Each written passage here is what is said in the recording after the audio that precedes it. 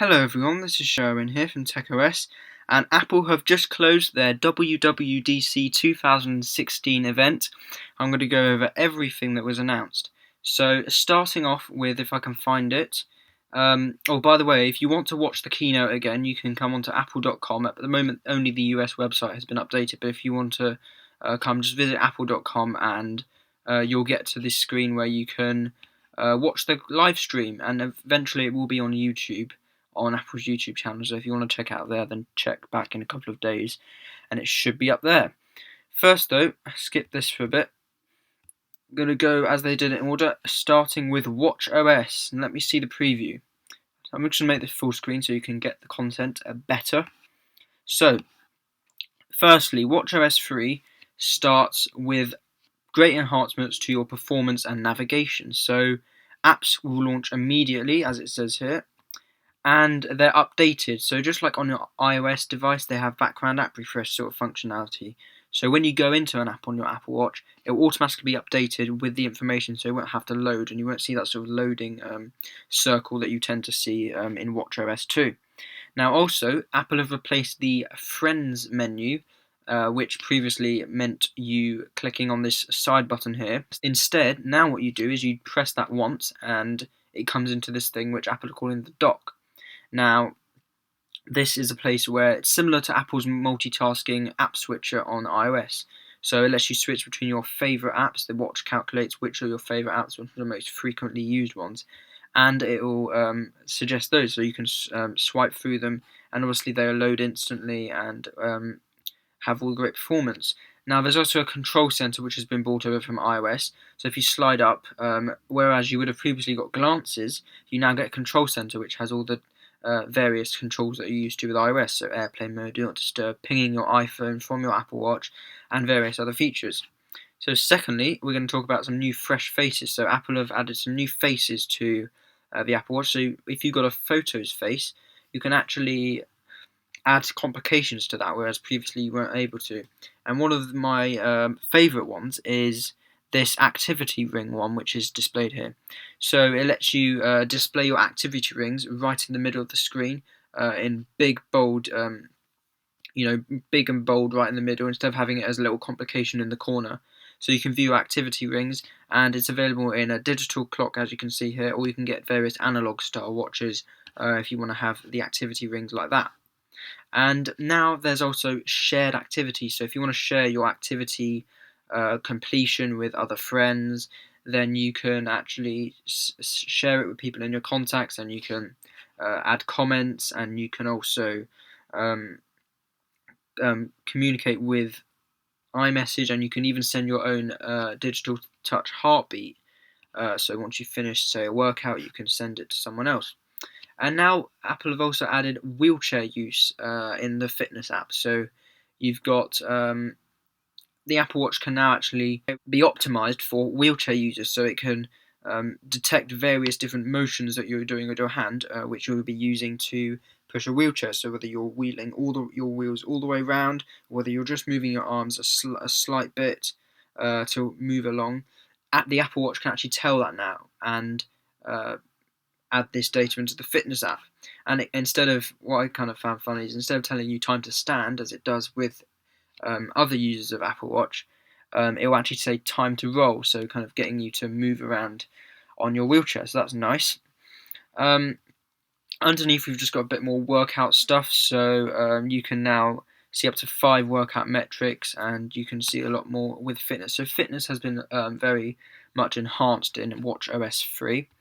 You've got a new Breathe app which Apple are creating, and basically it just helps you to breathe better, because according to them, research has shown that if you sit down and take some time to breathe throughout the day, just deep breathing, it can help you be more relaxed and have a healthier lifestyle. So Apple have now gotten this new app which will remind you, just like with standing up or rolling, this app will remind you to breathe as and when during the day, so you can do that to keep fit and have a healthier lifestyle. And it's just a nice feature to have for people who like to have some sort of quiet time. Next we've got messages. So obviously there are a lot of new features. You can add all sorts of emojis and the new ways of communicating, And you've got a new keyboard. So if you want to reply to something quickly, as you saw that animation just there, you can actually draw on the Apple Watch the letters that you want to do instead of having to type it out with a keyboard, which obviously wouldn't work on such a small screen. So if the preset replies for the message aren't quite what you'd want, then you can use this feature to type out your own or draw out your own different reply. And also there's some now new animations, and you can have stickers similar to something like Skype or other messaging services. So there's just a lot more options, and obviously a lot of these messaging features are in iOS 10, which I'll go through later. So you can do a lot more from your wrist. So there's a new home kit thing app, which is also on iOS 10. I'll talk more about that later. And there's a really cool thing which I found quite cool.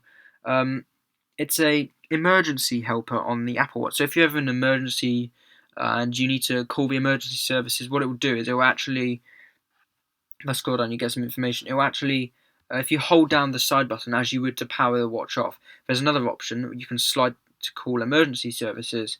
So they'll call the emergency services, and then it will also quickly alert your emergency contacts on your medical ID on your iPhone, and it will send them your location and tell them that you've called for emergency services, and they can obviously collaborate and come to you.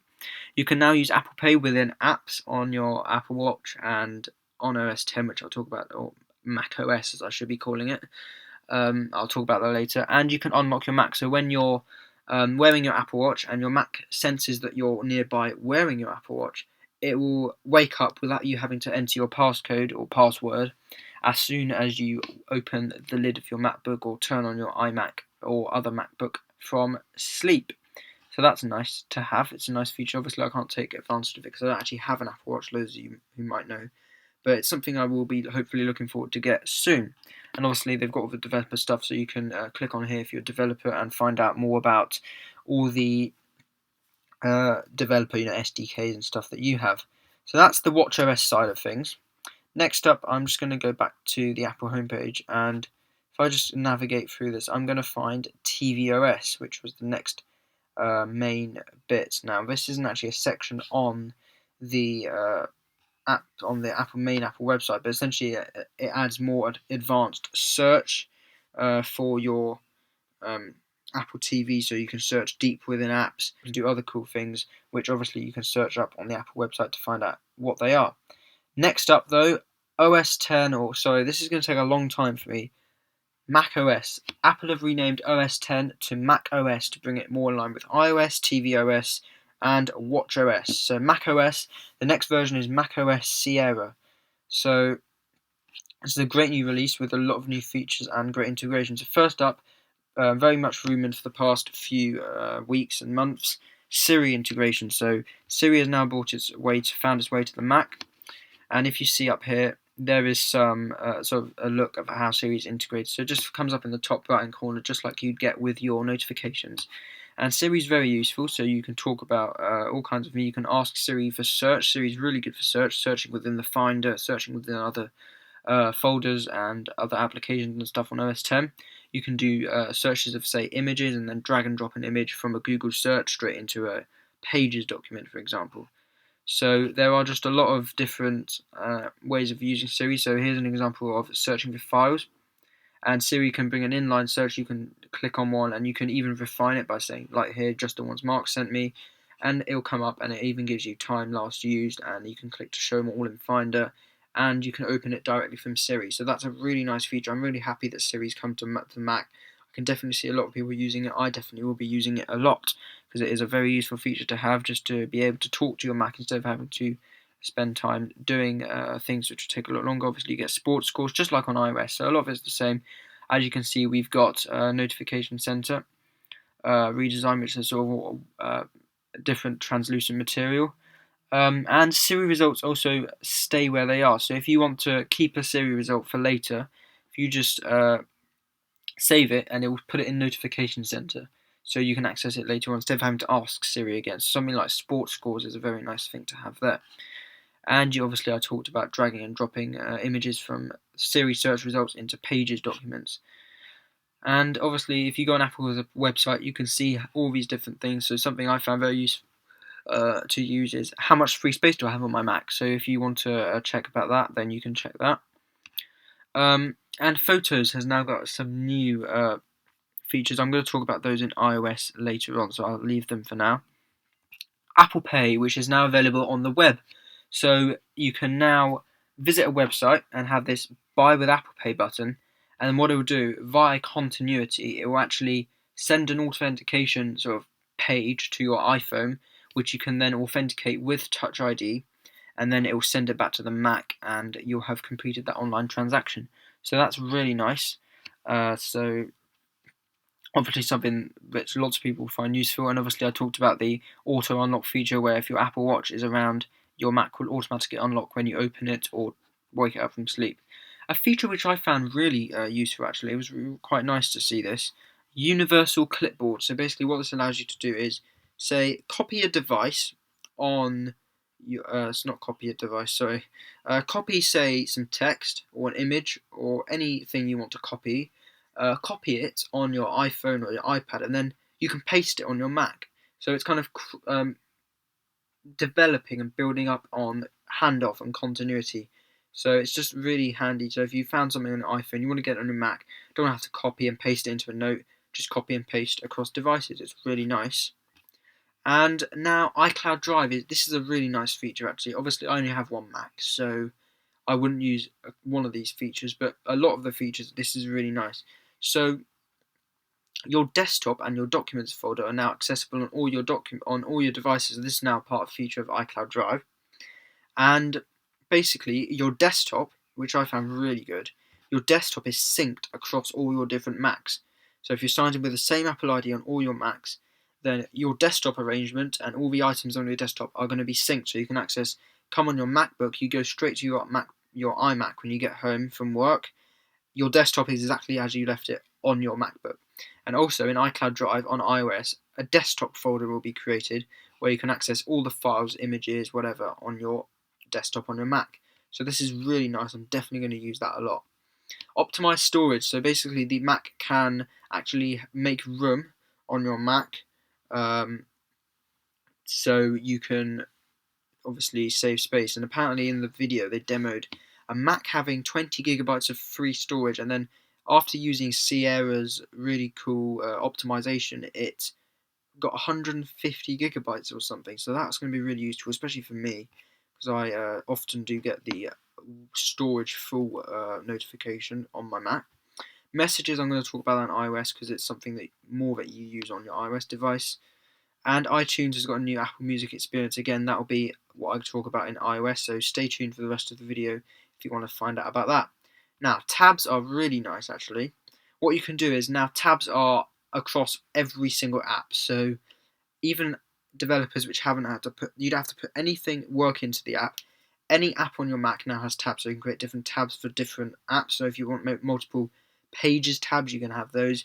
Obviously you've got Safari tabs which are pre-existing, but if you got something like, I don't know, say if you're using Adobe Photoshop, you can have different tabs for that.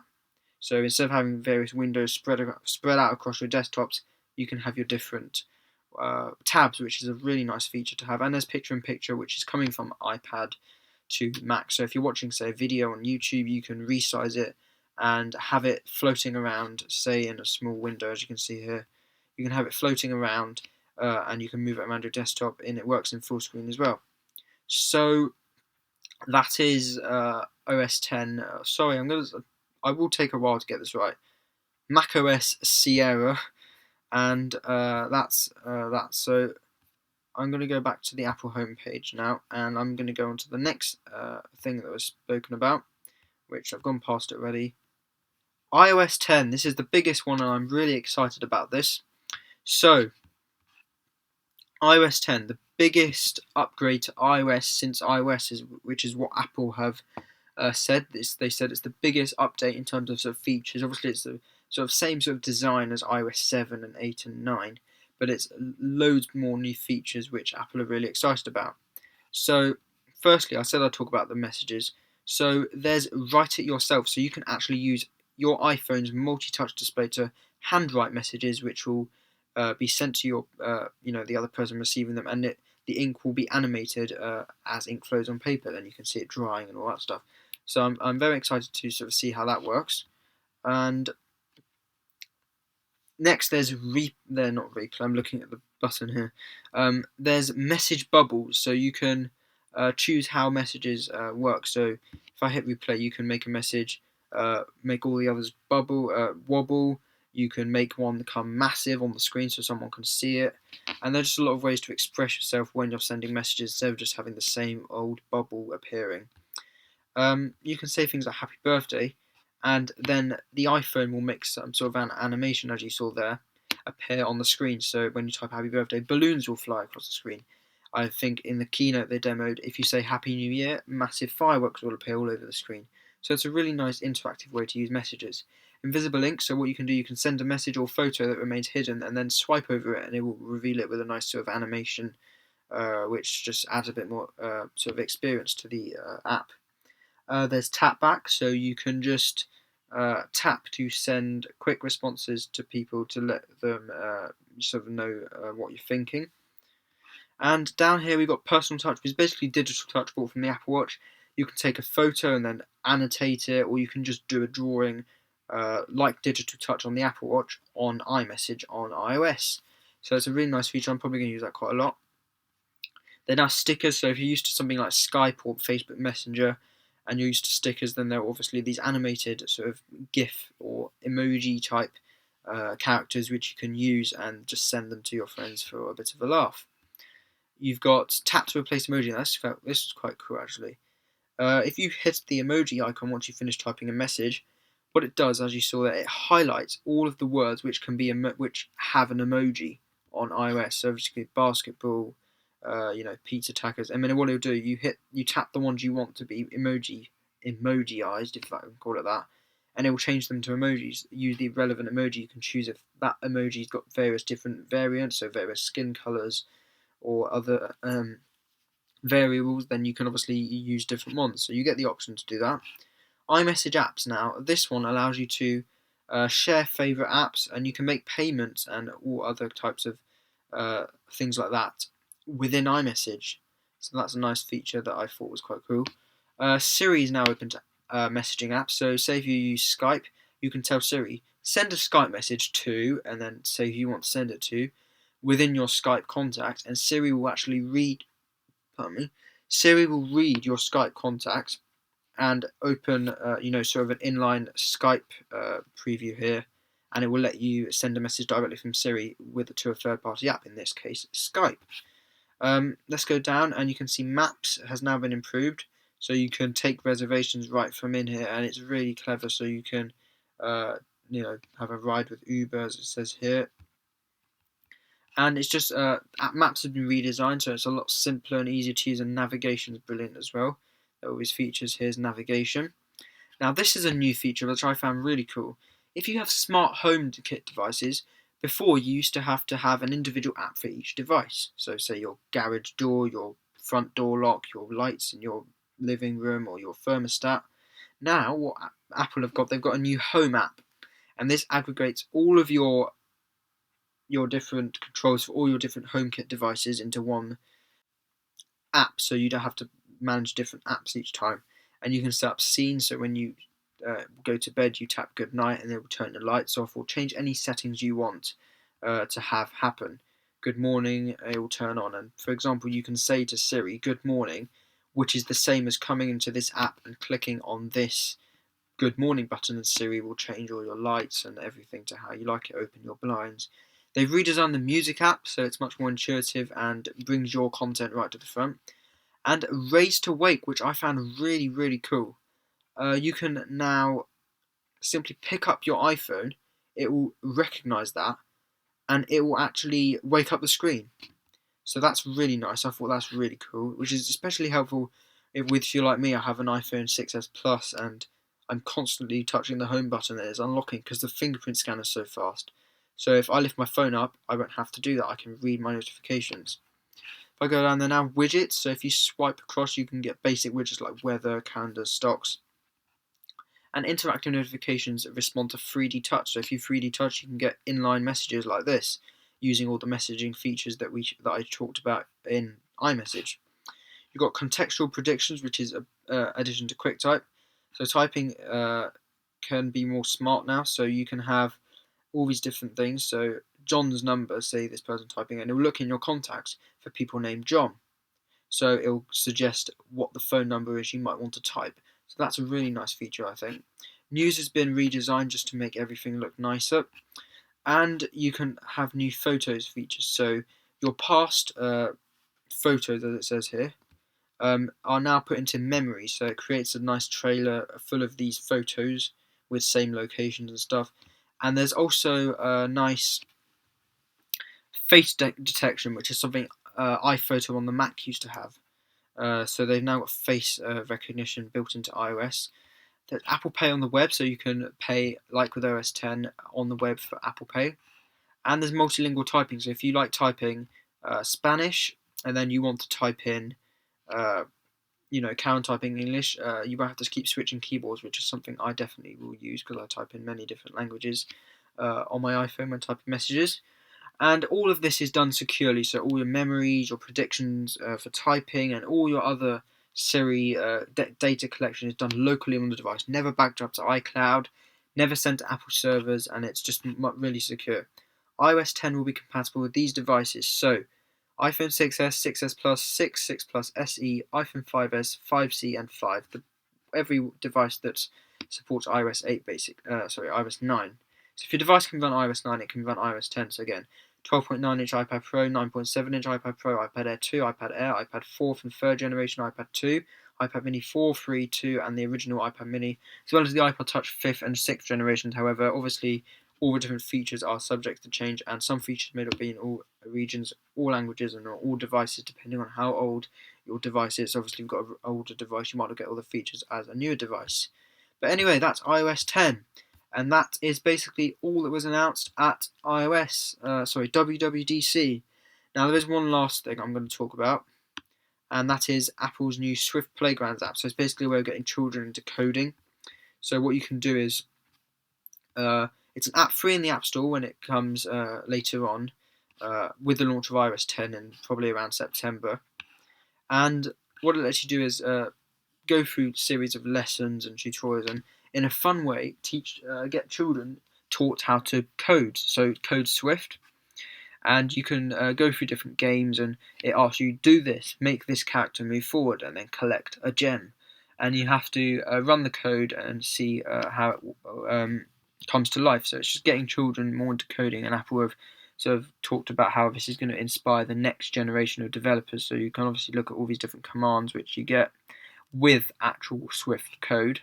So all of this is not kind of shrunken down baby stuff, it's actually real code. So all these commands, functions, loops, parameters, conditional code, variables, operators, all this kind of stuff is what you'd find if you're, say, an app developer who's actually using Xcode on their Mac. So it's really nice, actually. I'm actually obviously going to be testing this out when it comes out. So I will have an app review on that coming when I can get my hands on it. It'll be nice to check that out. And I will also obviously be doing all videos on iOS 9 iOS 10 features, macOS Sierra features. Obviously I can't do watchOS because I don't have an Apple Watch, but I will be doing all the videos on that. Any features I can't demo, I will obviously talk through in later videos, just so that you have a better understanding of them. But anyway, that's it for this video. Just taking a look at what was announced at WWDC 2016. Obviously, if you want to go and re-watch the live stream, watch it on Apple's, well, it's not live anymore, but go and watch it on Apple's website. Just go on apple.com and click on this Hello WWDC sort of banner. You can go on YouTube. If you wait a couple of days, it will be up there. And I hope you enjoyed the video. So if you've got any questions or comments on anything going on that I talked about in the video, or if you want got any video requests for iOS 10 or macOS Sierra, or if you just want to know a bit more about the operating systems, then do let me know in the comments section of the video. You can also email me or get in contact with me in any other way using the details all in the description of the video. Don't forget to like this video by giving it a thumbs up, and also subscribe so you get notified on any new videos on macOS Sierra or iOS 10, of which there will be loads coming to TechOS. Thank you very much for watching, and I'll see you in my next video.